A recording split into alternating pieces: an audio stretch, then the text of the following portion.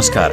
Radio थाहा संचार 99.4 megahertz Kathmandu, थाहासंचार.com र थाहा संचार नेटवर्कका विभिन्न पार्टनर स्टेशन मार्फत हामीलाई सुनिरहनुभएका प्रिय श्रोताहरूलाई सुन्नेलाई सुनको मालाको नयाँ अङ्कमा हार्दिक स्वागत छ। कार्यक्रममा हामीले युग पाठकले लेख्नुभएको उपन्यास उर्गेनको घोडा सुनाइरहेका छौं। उर्गेनको घोडा माओवादी जनयुद्धलाई आधार बनाएर लेखिएका सीमित कृतिहरूमध्येको एक हो र यो उपन्यासले द्वन्द्वकालकै कथा भन्छ। उर्गेनको घोडा छापामार मेहेन्दोको कथा हो। गर्भवती मेहेन्दो आफ्नो शारीरिक अवस्थाकै कारण जनयुद्ध छोडेर घर फर्किन विवश भएकी छे। मेहेन्दो र उसकी साथी पल्लवी विभिन्न सेल्टर हुँदै सुरक्षित स्थानतर्फ हिँडिरहेका छन्। उपन्यासमा वर्णित उनीहरूको यो रोचक यात्रा वृत्तान्त एउटा पत्रिकामा छापिएको छ। धारावाहिक रूपमा छापिएको उक्त उपन्यासले मेहेन्दोको वर्तमान मात्र नभई विगत पनि खोतल्छ। लाल पाइलो नामक पत्रिकाका विभिन्न अङ्कहरू फरक फरक व्यक्तिहरूले पढिरहेका छन्। कहिले साहित्यकार मौसमका श्रीमान श्रीमतीले त कहिले प्रहरी जवान दलसिंह तामाङले। अघिल्लो अङ्कमा तामाङ जातिको इतिहास र विकास क्रमबारे रूपचन्द्रले मेहेन्दोको बाबु फुर्बालाई कसरी घचघच्याएका थिए भन्ने प्रसङ्ग सुनाएका थियौं। आजको अङ्कमा पनि फुर्बाको चिन्तन श्रृङ्खला जारी रहनेछ। हामी आशा गर्छौं यो उपन्यास र हाम्रो प्रस्तुति यहाँका लागि चाखलाग्दो हुनेछ। सुन्नेलाई सुनको मालामा प्रस्तुत छ उपन्यास उर्गेनको घोडाको 5औं अङ्क।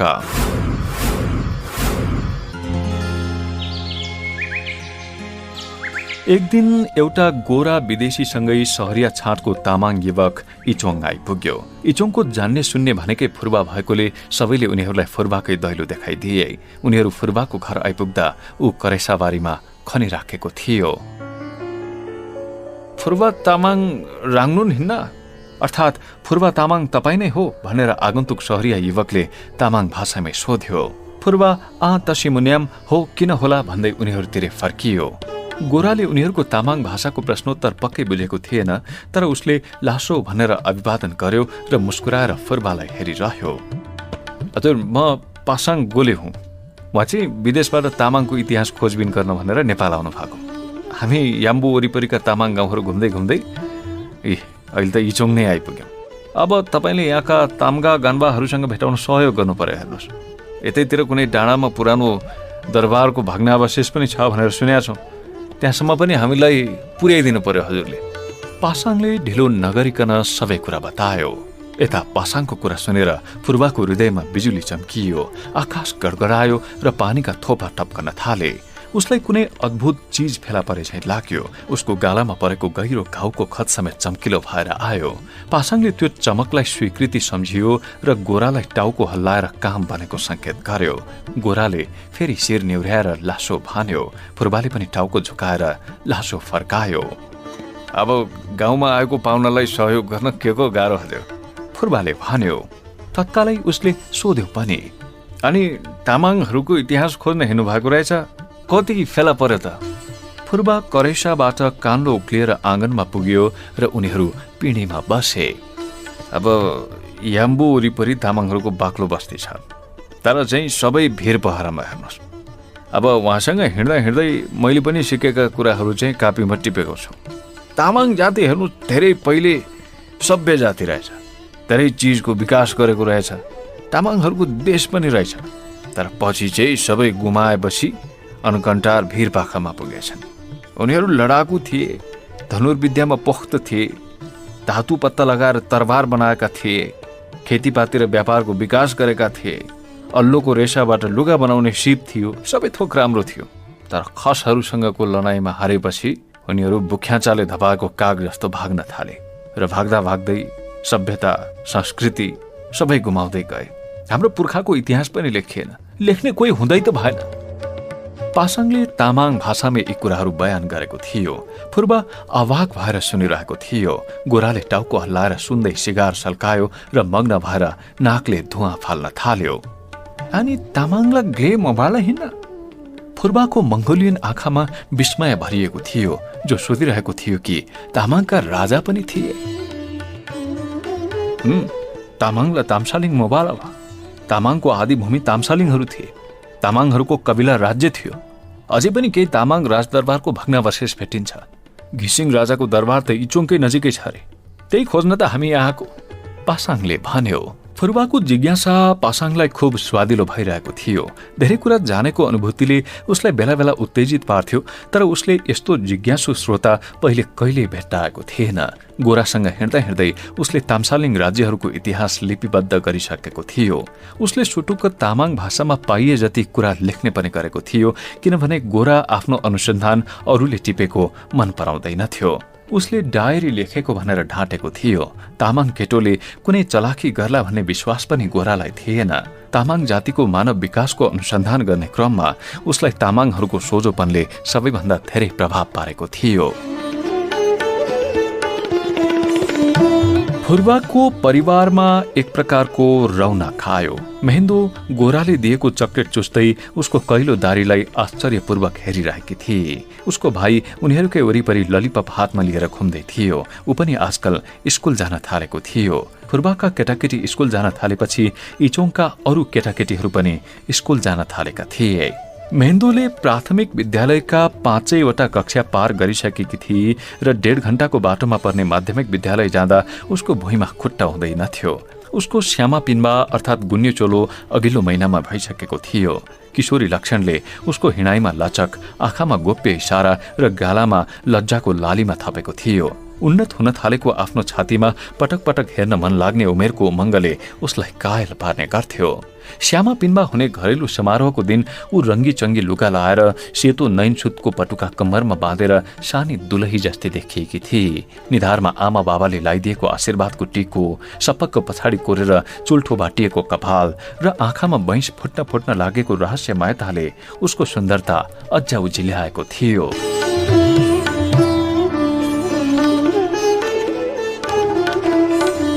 तमाम तामाङनी युवती भन्दा भिन्न ढंगले महेन्दो हुर्किँदै थिए। फुर्बाले जतिपटक मस्तिष्कमा नयाँ झ्याल खुलेको अनुभव गर्थ्यो, त्यति नै पटक महेन्दो त्यो झ्यालबाट बिल्कुल अनौठो संसार हेर्थे।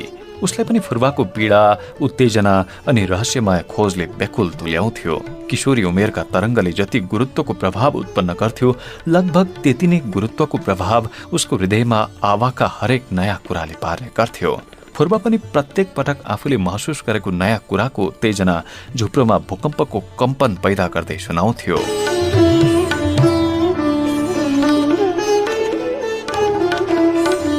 साँझ पख फुर्बाले पाहुनालाई कोर छ्याङ टक्र्याएर सत्कार गर्यो। गुन्द्रुक साँधेको अचार, सागको तरकारी र ढेँडो पस्किएर उसकी श्रीमतीले ल्याए। उनीहरू परालले बुनेको चकटीमा बसेका थिए। गोराले पासाङलाई बेला बेला फोटो खिच्न पनि हराउँथ्यो। चकटीबाट ऊ पटक पटक फोटो खिच्न उठ्थ्यो। महेन्दो र उसको भाइ नयाँ मान्छेको चर्तिकला हेरेर छक्क परेका थिए। लासो फ्याफुल्ला भन्दै उसकी श्रीमतीले खानाको थाल राखिदिँदै तामाङ लयमा पाहुनालाई स्वागत गरी। गोराले खुसी हुँदै 2 हात जोडेर अभिवादन फर्कायो। इतिहास खोज्न आएको गोरालाई हेर्दा फुर्बाको मनमा कता कता ईर्ष्या जस्तो भाव पलाएको थियो। ऊ नजिकै बसेर उनीहरूले खाएको हेरिरहेको थियो। ढिँडोको डल्लो गुन्द्रुकको अचारसँग निल्न गोराले सिकिसकेको रहेछ। उसले ढिँडो निलेको हेर्दा हेर्दै फुर्बाले सोच्यो, कुन मुलुकको मान्छे होला यो? तामाङ इतिहास खोज्दै हिँडेको छ, कसैले माटो मुनि गाडी दियो, अब यो खोतल्न हिँडेको छ। संसारमा विचित्रका मान्छेहरू पनि हुँदा रहेछन्। 17 दिन ताम्बा, गान्बा, लामा र बोन्बोहरूसँग भेट्दै उनीहरू हिँडे। पासाङ दोभाषी थियो। गोरा अंग्रेजीमा प्रश्न सोध्थ्यो, पासाङ त्यसलाई तामाङ भाषामा उल्था गर्थ्यो। फुर्बा पनि बेला बेला प्रश्न सोध्ने हिम्मत जुटाउँथ्यो। फुर्बाको रुचि देख्दा गोरा पनि बेला बेला चकित हुन्थ्यो र कलम रोकेर उसलाई ट्वाल्ल हेर्थ्यो। 18औं दिन उनीहरू घिसिङ राजदरबारको भग्नावशेष भएको डाँडोमा पुगे। लेकाली डाँडो थियो, केही अडबाङ्गे रुखहरू थिए। भत्किएर समाप्त प्राय भएको दरबारका 1.5 हात अग्ला पर्खालमा प्राचीन कलात्मक ढुङ्गा र इटा देखिन्थे, प्राय फुटेका र भत्किएका। घिसिङ गाउँका ताम्बाले यहाँ दरबार थियो भनेका थिए, अन्यथा त्यो दरबारको भग्नावशेष थियो वा अरू केहीको भनेर छुट्याउन कठिन थियो। भग्नावशेषका धेरैजसो भाग ठुल्ठुला रुखका जरा र झाडीले लुकाएका थिए। गोराले निर्देश जारी गर्यो। पासाङ र फुर्बाले झाडी फाँडे। अक्षर वा कुनै चिन्ह भएको ढुङ्गा इट्टा भेटिए गोरालाई दिनु पर्थ्यो। ऊ त्यसको फोटो खिच्थ्यो, अलग अलग चिन्ह लगाउँथ्यो र कापीमा के लेखिरहन्थ्यो। छिट्टै उनीहरूले गोराको अघिल्तिर कामको थुप्रो लगाइदिए। पासाङ उसँग काममा लाग्यो। फुर्बा भने फुर्सदिलो पाराले यत्रतत्र घुम्न थाल्यो। कुनै रहस्य पो निस्किने हो कि भन्ने अव्यक्त तृष्णाले उसको हृदय टमाटम भइरहेको थियो।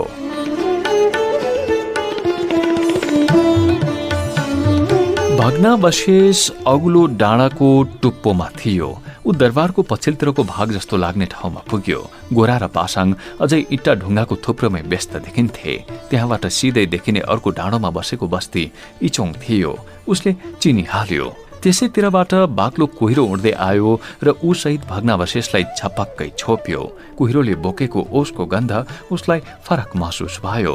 शरीरभरि काँडा उम्रेको अनुभूतिमा पनि भग्नावशेषको कुनै रहस्यमय चीज मिसिएको थियो।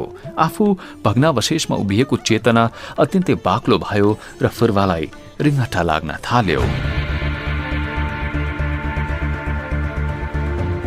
फुर्बा थचक्क भुइँमा बस्यो।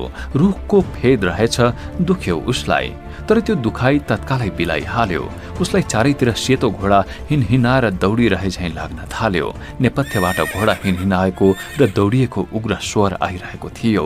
कुहिरो अझै दौडिरहेकै थियो। कुहिरोको बाक्लो पनामा उसले हजारौं सेता घोडाहरू देख्यो।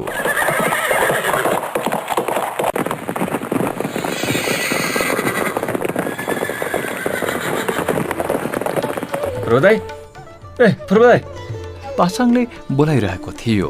फुर्बा दिवा स्वप्नभन्दा पनि गहिरो अर्धनिन्द्राबाट बिम्जियो। थकाइले लस्त भएको थियो। निधारमा टलपलाएका पसिनाका थोपा अब चिसा भइसकेका थिए। गोरा र पासाङ काम सकेर गए। फुर्बा जवानी फिर्ता भए चाहिँ फुरुङ्ग भइरहेको थियो। उसलाई जीवनको नयाँ पहलु भेटे जस्तो लाग्यो। उसलाई लाग्यो थाहाले मान्छेलाई जवान बनाउँदो रहेछ। ज्ञान पुनर्जन्म जस्तो हुँदो रहेछ। हो, रूपचन्द एकदम ठीक भन्दथे। उसकी श्रीमती कीटको कालो कराईमा ढिँडो उडाल्न लागेकी थिए। आगोको लपका कालो कराईको पिँधमा ठोकिएर कुनाबाट बाहिर च्याउँदै थियो। दाउरा चिसो थियो क्यारे, चट्किँदै धुवाँ उकालिरहेको थियो। ऊ अगेनाकै छेउमा पराली पिर्कामा बसेर श्रीमतीलाई कुरा सुनाउँदै थियो। निकै आतुर, निकै संवेदित र निकै उद्वेलित थियो फुर्बाको प्रस्तुति। तामाङको पुर्खा हिमालबाट झरेको रहेछ। घोडा पाल्थ्यो रे। हिमालको हिउँ जस्तो सेतो न सेतो घोडा हुन्थ्यो होला उनीहरूसँग। अब उहिले याम्बोमा खेतीपाती गरेर बसेको रहेछ। याम्बोमा लडाईँ हारेपछि भागेर वरिपरिको पहाडमा सरेको रहेछ। यो धूर्त खसहरूले खेलाउँदा खेलाउँदा सबै ताम्सालिङ देशहरू हारेर सकेछन् र भाग्दा भाग्दै अग्लो भिर पहराले छेकिने ठाउँमा लुकेर बस्न थालेछन्। त्यहाँ पनि छोडेनछ राजाको सत्ताले। राणा शासनमा पनि तामाङलाई थिचोमिचो गरेछ। भोटे भनेर हेप्ने कानुन बनायो राणाले। अलिअलि राम्रो खेतबारी भयो कि वीरतवाललाई हुकुम परमाङ्गी गरिदिन्थ्यो रे। गुम्बाको राम्रो जग्गा त खोसेर लिएछन्। हेर त, तामाङहरू आदि भूमि ताम्सालिङ सबै गुमाएर अहिले भरिया पिपाको जिन्दगी बाँचेर बसे। अनि हाम्रो जिन्दगी के राम्रो हुन्थ्यो। फुर्बाको कुरा सुनेर उसकी श्रीमती छक्क परी। ढिँडो उडाल्न छोडेर उसैलाई हेर्न थाली। एउटा हात कराईको बीटमा र अर्को हात ढिँडो उडाल्ने काठको दाबिलोमै थिए। तर उसको काम भने रोकिएको थियो। मेहेन्दो पनि अब कुरा बुझ्ने भइसकेकी थिए। ऊ धुवाँले पिरो भएको आँखा मिच्दै थिए र आवाको कुरा ध्यानले सुन्दै थिए। फुर्बाकी श्रीमतीले फेरि दाबिलो ढिँडोमा गाडी र भने, खाए के हो हामी बुद्धि नभएको भोटे जात। अब बुद्धिको कुरा के बुझ्छ है? त्यसो भनेर कहाँ हुन्छ? अब बुझ्नुपर्छ हामी पनि किन हाम्रो जात पिछडिएको हो। थाहा पाउनुपर्छ हामीले पनि, फुर्बाले दृढतापूर्वक भन्यो। अगेनाबाट धुवाँको मुस्लो निस्किरहेको थियो। बाक्लो धुवाँको कुइरी मण्डलभित्र उसका आँसुले भरिएका मंगोलियन आँखाले सेतो घोडाको फौज देख्यो। नेपथ्यबाट हजारौं घोडाको टाप बजेको मधुरो ध्वनि गुन्जिरहेको थियो।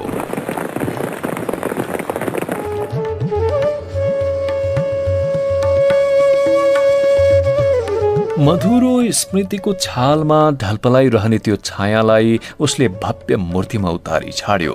पूर्णिमाको जुनेली कति बेला साटिसकेछ। सूर्योदयका कोपिला किरण नवजात मूर्तिमा परेका रहेछन्। बडो सुन्दर मूर्ति थियो। अनुहारको भावरेखा समेत खोपिएको प्रदीप्त मूर्ति। हातले चिउँडो अड्याएर पहरोको डिलमा बसेको अदभैँसे चेहरा, लामो लट्टादार कपाल, चुस्स बोकेदारी, मृत्युको गहिरो झलक खुलेको मंगोलियन चिम्सा आँखा, पातालो कलेटी ओठ अनि अलिकति थकानको रेखा कोरिएको निधार। पत्थर भित्रबाट उसले भावपूर्ण भङ्गीमा सहितको मूर्ति निकालेको थियो, मानव पोखरी भित्रबाट रहस्यमय माछो निकालेको होस्।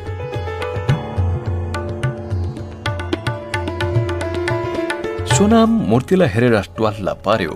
यो मूर्ति उसको हृदयमा गढेर बसेको कुनै खेल जस्तो थियो। निकाल्यो तैपनि रगत बग्न रोकिएको थिएन। मूर्तिको अनुहारमा खेलिरहेको मृत्युको गहिरो छाया उसको थकित अनुहारमा पनि उत्रन खोजेको थियो।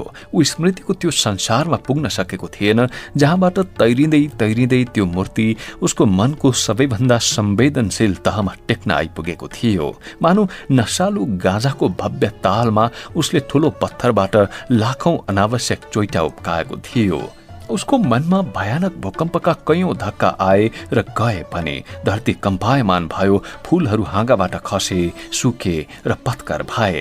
रुखहरू गर्ल्याम गुर्लुम ढले।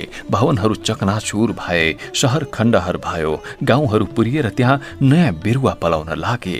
ऊ ट्वाल्ल परेर हेरेको हेरै छ, तर मूर्तिमा उसैले उतारेको मानिसको परिचय भने खुल्नै सकेन।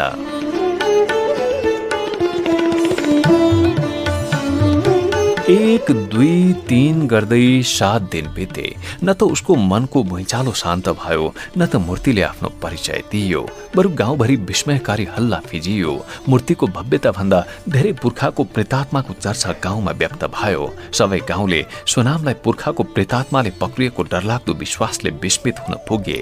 दिनहुँ सोनामको आँगनमा उभिएको भयावह रहस्य हेर्न आउनेको संख्या बढ्दै जान थाल्यो। तर सोनामको तपस्या टुङ्गिएन। सोनामको जीवनको यो भयानक मोड थियो। यस्तो मोड जहाँबाट उसको जीवनी सम्झिन मानिस बाध्य थिए। उसको दिनचर्याको एक एक केस्रा छोडाउन गाउँलेलाई अकस्मात जाँगर चलेको थियो। ती सबै चीजहरू महत्वपूर्ण भएका थिए जो आजसम्म महत्वहीन भएर छरिएका थिए। गोठालोमा सुसेलो हालेर माया प्रीति लाउनुमा सोनामलाई दिलचस्पी किन भएन कसैलाई थाहा थिएन। जात्राको मादक कोकोहोलोमा पनि उसको मन जाँदैन थियो। बरु काठ प्वाल पारेर मुरली बनाउन, पहरा खोपेर आकृति निकाल्न र एक्लै जंगलमा लुकेर गीतका भाका बनाउन पो उसलाई जाँगर चल्दथ्यो। गाउँमा कला छलफलको विषय नै थिएन। खोज अनुसन्धानको प्रसङ्ग थिएन। लेखपढको विषय थिएन। तर कला जीवनसँग घोलिएको हुन्थ्यो। ठीक त्यसरी नै जसरी भुइँ काफलको जलजलाउँदो रातो गेडोमा रङ घोलिएको हुन्थ्यो। सोनामले गोठालो, खोरिया अनि पहाडको छातीमा झोक्राको झुपडीमा जीवन बितायो। उसलाई अग्लो पहरोसँग डर थिएन, तर शहर बजार सम्म परेको बेसी र खेतसँग भने डराउँथ्यो। तरबार, बन्दुक र कुटिलताले सुसज्जित शासकहरूको कैयौं झुण्डले दपेटेर ऊ जस्ता कैयौं तामाङलाई अग्ला अग्ला फेर पहरासम्म पुर्याएका थिए। पुर्खाको अनुभवले भन्थ्यो, यावेङ खोला तरेर पारी नजानु, त्यो खोलाको पानी नखानु, कुटिल शासक र उसका भाइ भारदारबाट टाढै बस्नु, खोरिया फाड्न पछि नहट्नु, तर राजकाजको छायाबाट परे बस्नु।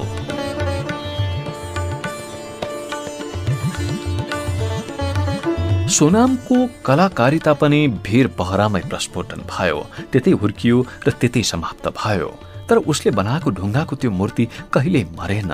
उसको मृत्यु पश्चात पनि अनकन्टार भिरको काखमा अझैसम्म छँदैछ।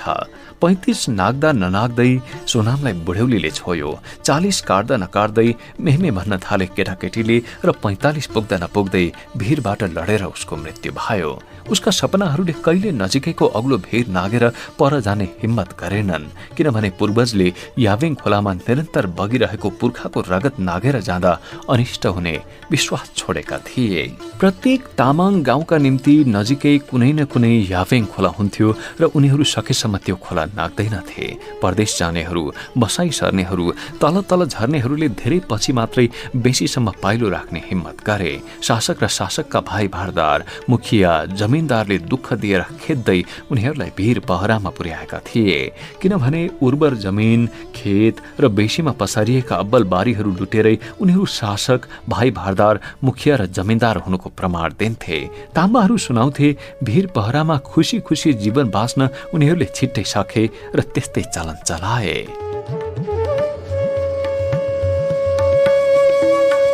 यिनै पिता पुर्खाको कुराहरू सुनेर होला सोनाम कहिले सहर पसेन, कहिले सहर हेर्ने लालसा पनि पालेन, सहर नपुग्दा गुनासो पनि गरेन। देशमा केही परिवर्तन आएको रहेछ भन्ने अनुभूति उसलाई त्यति बेला भयो जब ठिटाठिटीहरू सहर बजार काम खोज्न जान थाले। अन्यथा दरबारमा ढोके, बैठके, हुक्के, जागिर खान गएका तामाङहरू, याम्बुको छेउछाउका पहाडतिरै बसाइँ सरेका, सिंह दरबार बनाउन गएकाहरू उतै मरेका, कोही उतै हराएका, मोटर बोक्न गएकाहरू मोहर पैसा बोकेर आएका, कोइला खन्न गएकाहरू कहिले नफर्केका कहानी सोनामले सुनेको थियो। सोनाम बेजोड कलाकार थियो भन्ने कुरो जब एनजिओवालाहरूले थाहा पाए उसको खल्तीमा दाम पैसा पर्न थाल्यो। एनजिओवाला गाउँ छिरेपछि गाउँको माहौल बदलिएको थियो। पहिलो पटक सुकिला मान्छे झोला बोकेर गाउँ आइपुग्दा सरकारी मान्छे हुन् भनेर गाउँलेहरू डराएका थिए। गाउँलेहरू नजिकै नपरेपछि एनजिओवालाहरूले अर्को गाउँबाट एउटा तामाङ ठिटो खोजेर ल्याए जो सहरको मुख देखेको र 2-4 अक्षर पढेको पनि थियो। ठिटोले तामाङ भाषा स्वादसँग प्रयोग गर्यो र गाउँलेलाई उनीहरूको छेउमा ल्याइ पुर्यायो। अत्तरको बास्ना बोकेर कन्दै पहाड चढ्ने ती सुकिला एनजिओवालाले छिट्टै गाउँमा प्रभाव जमाए र पानीको धारा गाउँमै ल्याइ पुर्याउने अभियानमा गाउँलेलाई लामबद्ध पारे।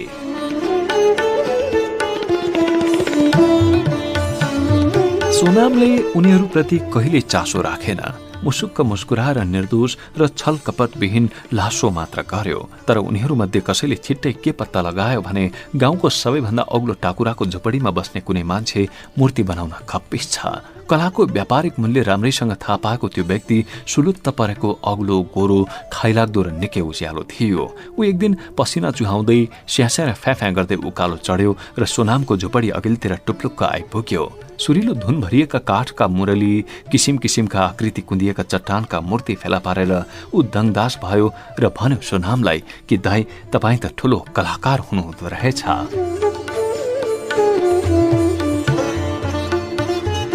एनजिओवाला भन्दा पहिले गाउँ छिरेका रूपचन्द विष्टले पनि ठिक यस्तै प्रतिक्रिया दिएका थिए र पहरोको भित्तोमा थाहा कुन्न लगाएका थिए। त्यति बेला उसले कलाको थोरै तिनो पारिश्रमिक पनि पाएको थियो। तथापि रूपचन्दको इरादा एनजिओवालाको इरादा भन्दा बिल्कुल भिन्न र आत्मीय थियो। सुकिलो एनजिओवालाले त ढिलो नगरी मूर्ति खरिद गर्ने प्रस्ताव राख्यो।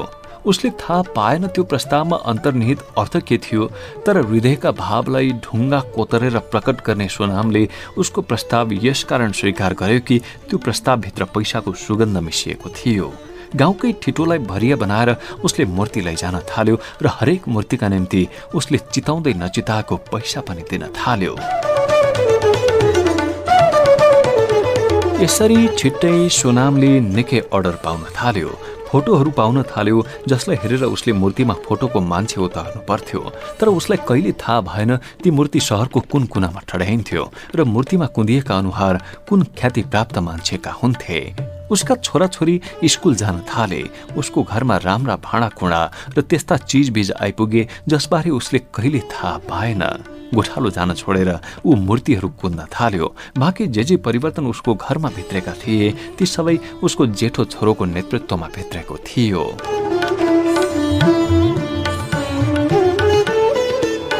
सोनामको जेठो छोरो स्कुल पढ्न थालेको थियो। बेला बेला सहर पनि जान्थ्यो र सोनामले बनाएका मूर्ति सहरमा कसरी सजाएर ठड्याइएका छन् भन्ने खबर ल्याइरहन्थ्यो। एसएलसी पास गरेपछि उसले सहरमै गएर पढ्ने इच्छा व्यक्त गर्यो। सोनामले कहिले उसको इच्छा पूरा गर्ने वा नगर्ने बारे विचार गरेन, तर जे भइरहेको थियो त्यसबारे पनि कुनै स्पष्ट धारणा बनाएन। तैपनि उसलाई के थाहा थियो भने सहर जान सक्ने भएपछि उसको छोरो चलाक भएको छ र गरी खान सक्ने भएको छ। सोनामलाई त्यसपछि पनि कुनै प्रतिक्रिया सुझिरहेको थिएन जब उसले थाहा पायो कि उसको जेठो छोरो रहस्यमय मान्छे अर्थात् क्रान्तिकारी भएको थियो र रहस्यमय आँखाका अनेक बानकी भएका जेठो छोराका साथीहरू उसको झुप्रोसम्म उक्लन थालेका थिए। उसको छोरोले पटक पटक तामाङ जातिको गुमेको इज्जत फिर्ता ल्याउने कुरा गरेको थियो। पूर्वा जस्तो बुझकी कुरा गर्थ्यो उसको छोरो। सोनामलाई ताज्जुब पनि लाग्थ्यो। क्रान्तिमा लागेपछि उसको छोरो के बन्थ्यो भन्ने बारे सोनामले कहिले सोचेन, तर पुर्खाले हारेका लडाईँहरू र पुस्तौं पुस्ता उसले पाएको गोता र हण्डर अनि पुरै नस्ल नै मूर्ख र अशिक्षित हुँदै गइरहेको तितो यथार्थ थाहा पाएर उसले झलझली रूपचन्द्र बिष्टलाई सम्झेको थियो। त्यस उपरान्त सोनाम भित्रभित्रै आक्रोशित भइरह्यो। अनि एक दिन सोनामले त्यो अमर मूर्ति बनायो। त्यो मूर्ति बनाइरहँदा उसलाई न त पैसाको मोहले छोएको थियो, न त स्वाभाविक कला प्रेरणाले नै फोएको थियो। नस्ल चेतको अन्तर प्रेरणाले मनको भित्री पत्रसम्म उसलाई अठ्याएको थियो। कैयौं पटक ताम्बाको कथाका पात्रहरूलाई उसको छोरोले भिन्नै चेतनासहित पुनर्निर्मित गरेर सुनाएको थियो र इतिहासका दमित पीडालाई अनौठो कलेवरमा प्रस्तुत गरेको थियो। बस त्यही इतिहास उत्खननले उसको अन्तर प्रेरणा निर्माण गरेको थियो। जीवनमा पहिलो पल्ट उसले मनमा नै ठान्यो, हो त रहेछ नि, हाम्रो पुर्खा त्यसो भएर पो बेसीबाट भाग्दै विकट पहाडतिर चढ्दा रहेछन्, खोरिया फाड्न मन पराउँदा रहेछन् र यावेङ खोला तर्नु अपराध ठान्दा रहेछन्। उनीहरू त इतिहासका त्रासदीको भयले सताइएका रहेछन्, त्रासदीबाट मुक्ति खोज्दै दुर्गम चुचुरोमा पुग्दा रहेछन्। सोनामलाई ताम्बाका किम्बदन्तीको भित्री रहस्य बल्ल बुझे जस्तो लागेको थियो।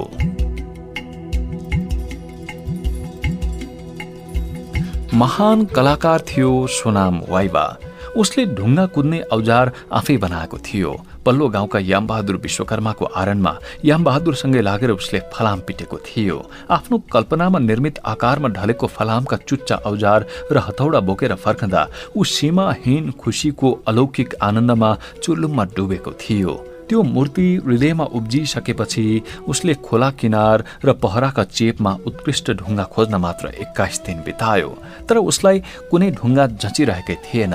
21औं दिन साँझ थकित सोनाम घरको आँगनमा आइपुग्दा झुपडीमा डुब्दो घामको रातो प्रकाश छरिएको थियो। ऊ घर अघिल्तिरको अग्लो ढुङ्गामा उक्लिएर टुक्रुक्क बस्यो। होचो कद भएकोले उसले त्यो ढुङ्गामा चढ्नको लागि पनि छेउको ढुङ्गोमा टेकेर उक्लिनु पर्थ्यो।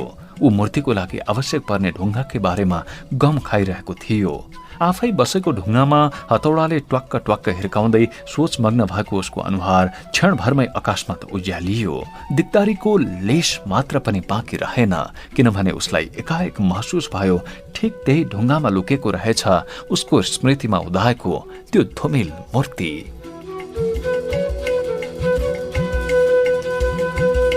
संयोगवश त्यो रात जुनेली रात थियो। उसले जुनेली प्रकाशमा त्यो ढुङ्गालाई वरिपरि घुमेर हेर्यो। चकित चकित भएको सोनाम अब मन्द मन्द मुस्कुराइरहेको थियो। उसलाई जस्तो चाहिएको थियो त्यस्तै ढुङ्गा, जहाँ चाहिएको थियो ठ्याक्कै त्यही र जुन उचाइमा चाहिएको थियो त्यही उचाइमा उपस्थित थियो। हतौडा र चिनो लिएको सोनाम ढुङ्गा छेउ उभिँदा जुन छानामाथि आइपुगेको थियो। जुनेली उज्यालोमा पहाड, बादलका झुप्पा र रुखका आकृतिहरू सबै जादुगरी ढाँचामा ढालिएका थिए। ढुङ्गाको चोइटा उसको इच्छा मुताबिक उछिट्टिन्थे। ठ्वाङ ठ्वाङ आवाज कहिले तीखो, कहिले मध्यम र कहिले मोटो भन्दथ्यो। ऊ दिलो ज्यानले खट्न थाल्यो, मानौ सोनाम जीवनको अन्तिम मूर्ति बनाइरहेको थियो। लाग्थ्यो उसले यमराजसँग अमर मूर्ति बनाउने बाचा गरेर केही समय उपहार मागेको थियो।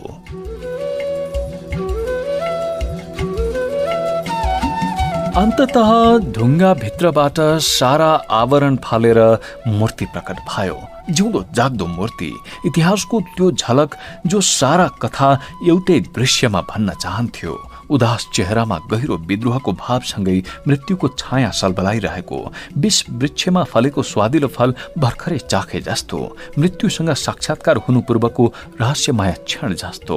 ढुङ्गामाथि टुक्रुक्क बसेर चिउँडोलाई त्यो हातको हत्केलामा टेकाएको छ जसको कुइनो तिघ्रामा टेकेर उभिएको छ। लामो कपाल लट्टा परेर लत्रिरहेको छ। मेहिन काम लगातार 9 दिन सोनामलाई अरू केही कुराको फिक्री भएन। मूर्तिमा बनेको आकृतिको हरेक कुनामा उसले हजारौं मेहिन प्रहार गरेको थियो। लाखौं झिल्काहरू उडेर शून्यमा विलीन भएका थिए। पसिनाका करोडौं थोपाहरू टिलपिलाएर बिलाएका थिए। मनभित्र उठ्ने उत्तेजनाको आँधीले जिउभरि हजारौं पटक लाखौं करोडौं काँडा उमारेका थिए। अन्ततः ढुङ्गाको अवतार उसको अघिल्तिर प्रकट भयो र उसले मूर्तिलाई ध्यानपूर्वक हेर्यो। उसको मस्तिष्कमा खेलिरहने त्यो आकृति को थियो? पुरै काल्पनिक ढाकेर बसेको त्यो थियो को? मूर्ति बनाएर उसले आफ्नै दिल दिमागमा अन्तर्निहित अमूर्त चित्रलाई मूर्तता दिएको थियो।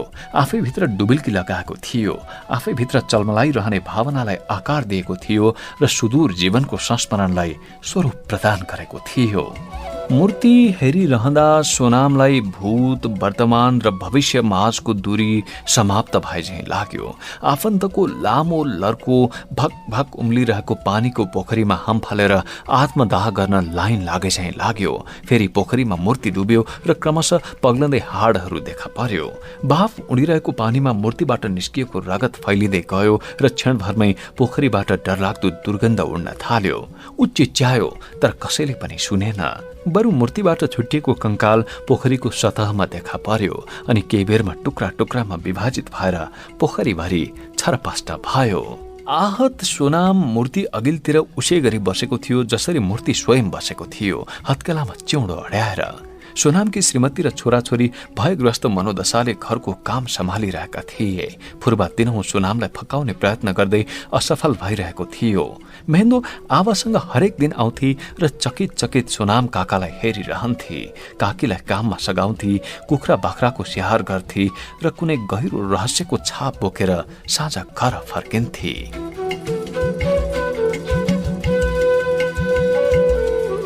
सातौं दिन फुर्बाले गाउँको ताम्बालाई लिएर आयो। महेन्दो वृद्ध ताम्बाको पाखुरामा भर दिँदै सँगै हिँडेकी थिए। धेरै नै वृद्ध थिए ताम्बा। उनलाई उकालो उकालेर सोनामको टाकुराको घरसम्म ल्याइ पुर्याउन फुर्बा र महेन्दोलाई हम्मे हम्मे परेको थियो। फुर्बा पनि छक्क परेको थियो। उसलाई पनि विस्मृतिको गहिरो अध्यासले छोप्थ्यो। आँखा अगाडि उपस्थित मूर्ति परिचित झैं लाग्थ्यो, तर सम्झेर ल्याउन नसक्दा उसलाई इतिहासहीनताको उही अनुभवले घाँटी अट्याउँथ्यो। फुर्बा र सोनाम दुवै एउटै कोखबाट उत्पन्न भएका मनुवा थिए। दुवैलाई त्यो मूर्ति परिचित झैं लाग्थ्यो र दुवै चिन्न नसकेर व्याकुल थिए। उनीहरू दुवैको हृदय पटपटी फुटेको थियो र खडेरीग्रस्त मनलाई भिजाउने अलौकिक वर्षा गराउन सक्छन् कि भन्ने आशले फुर्बाले वृद्ध ताम्बालाई यहाँसम्म डोर्याएको थियो।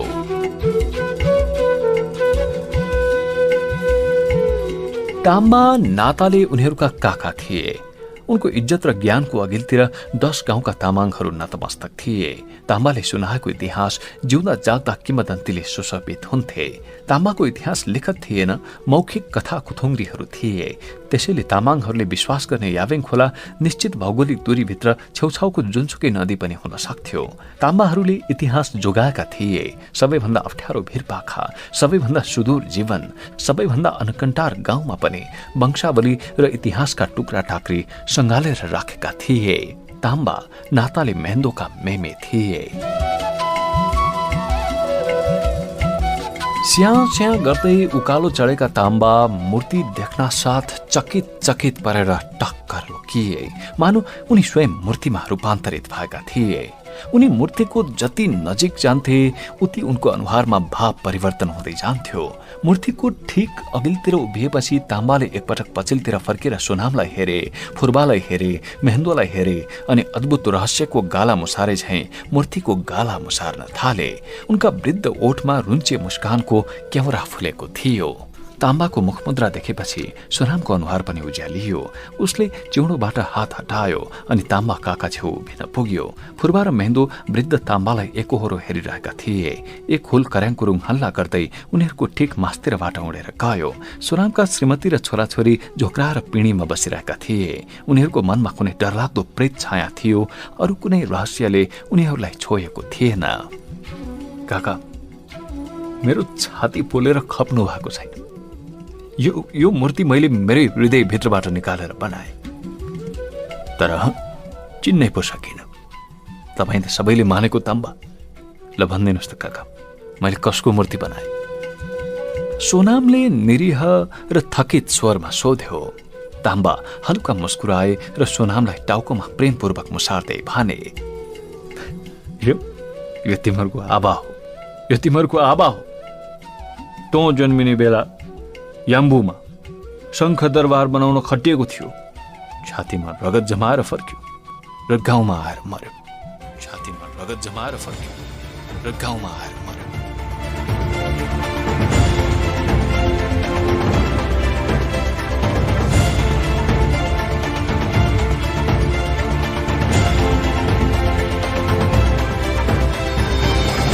ताम्बाले एकै झट्कामा रहस्यको कालो पर्दा उघारिदिएका थिए। सोनाम र फुर्बा द्रवीभूत भए। उनीहरू दुवैले आफ्नो आवाको चिहान पनि देखेका थिएनन्। महेन्दोले आश्चर्यपूर्वक खुलेका ओठलाई औंलाको जालीले छोपी। चिम्सा मंगोलियन आँखाहरू विस्फारित हुन पुगे।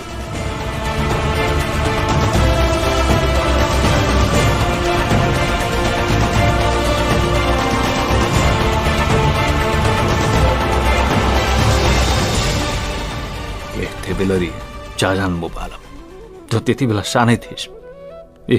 यहाँ पिँढीमा तँलाई सुताएकी थिए तेरा आमाले। तेरो आमा त्यही बेला आइपुगेको थियो। आँगनमा यस्तै ढुङ्गा थियो। ऊ यसै गरी यहीँ आएर बस्यो।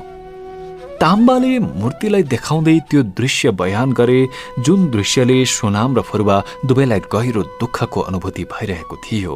उनले फुर्बालाई चाउरिएको औंलाले देखाउँदै कुराको पोयो फोकाए। यो त्यति बेला पनि तेरो छेउमै थियो सोनाम। त सानै थिइस्, दुधे बालखा, तर यो फुर्बा अलि हुर्केको थियो। ताम्बा भन्दै गए। अनि तेरो आवा आएर यो घर अगाडिको ढुङ्गामा बस्यो। ठिक यसै गरी ब्रा उदास भएर भन्यो कि आवा म त मर्ने भए। मेरो छातीमा रगत जमेको छ। यो रगत ओकालेर मात्र मर्न मन लाग्छ। घरसम्म त जसो तसो आइपुगे, अब बान्ता हुन लागिसक्यो। उसको कुरा सुनेर घरका सबै मान्छे आतंकित भए। यावेङ खोला तरेर ऊ याम्बु गएको थियो। राणा सरकारले शङ्ख दरबार बनाउन लगेको थियो रे उसलाई। अब काम गर्ने मान्छे चाहिएको रहेछ। गाउँको जिम्दारले लिएर गएको रे। दरबार बनाउन इट्टा ढुक्का बोक्ने, गोल बोक्ने काम हुन्थ्यो। उसँगै उसको जुम्लिया भाइ पनि गएको थियो। ऊ त झन् फर्किँदै फर्केन। दरबारको अग्लो न अग्लो भित्तामा उक्लेर बुट्टा कुद्न कुद्दै झरेर मरे रे। राणाहरूले त खुसी भएर भनेछ, दरबारले भोग लियो, अब अनिष्ट टर्यो। भाइको लासै पो कता लग्यो त्यो पनि थाहा भएन तेरो आबालाई। दिनभरि आँसु पुस्दै काम गरेको तिम्रो आबा राति त्यहाँबाट भागेर हिँडेछ।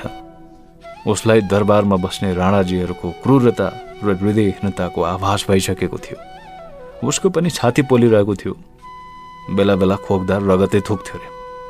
र उसले दरबारबाट भाग्ने हिम्मत गर्यो र घरसम्म आइपुगेर मर्यो। दरबारको त्यस्तै हो हेर। रात दिन खट्नेहरू खाना धरी राम्ररी पाउँदैनथ्यो। बिरामी भयो भने निकालेर फ्याँक्दिने। अब राणाहरूको लागि त दरबार चाहिएको थियो नि। त्यो पनि रगतले लतपतिएको, मान्छेको भोग परेको।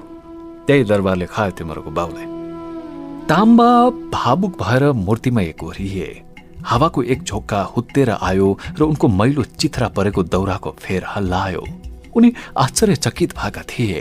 त्यति बेला सोनाम सानो न सानो बच्चो थियो, तर स्मृतिमा कस्तो गाढा चित्र बनेको होला उसले दुरुस्तै उतारेको थियो।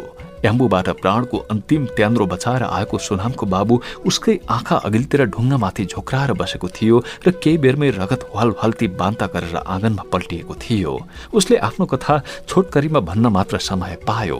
आफ्नै छातीभित्र दबेको कथा विस्तारमा भन्न समेत नपाए ऊ मर्न पुग्यो। कस्तो अचम्म यत्रा दिनपछि सोनामले उसलाई मूर्तिमा जिउँदो पारेको थियो।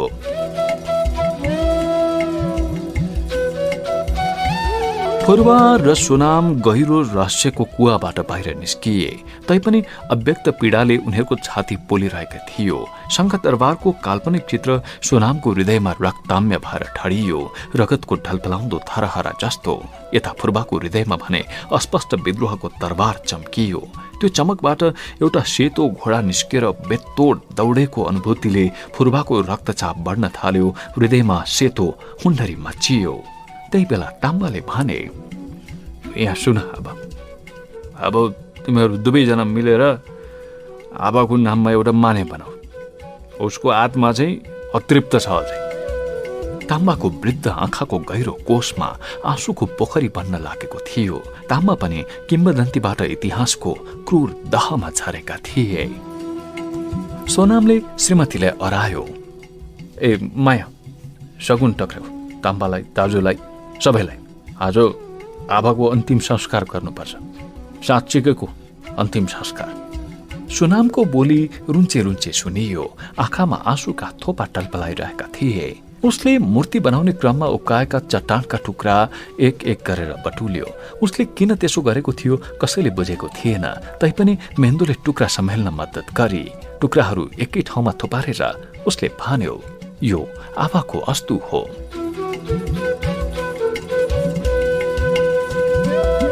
अर्को हप्ताभरि उसले मूर्तिको नजिकै आबाको माने तयार गर्यो। सुन्दर स्तूप जस्तो आकारको कलात्मक माने बनाउँदा उसले अस्तुका रूपमा तिनै चट्टानका टुक्रा प्रयोग गरेको थियो।